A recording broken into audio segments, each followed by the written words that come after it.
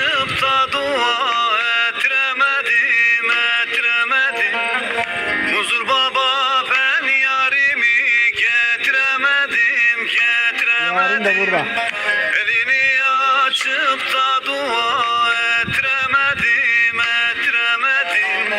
Ne yaptımsa ettimse yediremedim. Huzur baba beni de al ne olur yanına koy. Ne yaptımsa ettimse yediremedim. Huzur baba beni de al ne olur yanına koy.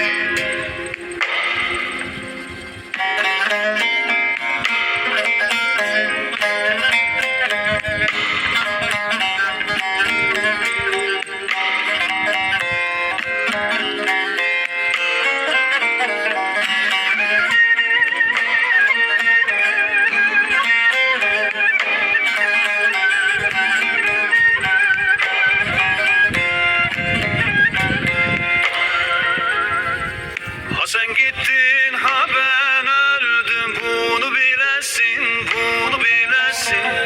Pişman olup tez yanıma ger gelesin, ger gelesin.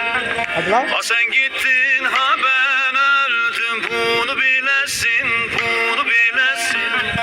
Pişman olup tez yanıma ger gelesin, ger gelesin. Gittiğin yerlerden yari döndüresin. Huzur baba beni de al ne olur yanına koy. Gittiğin yerlerden yari döndüresin.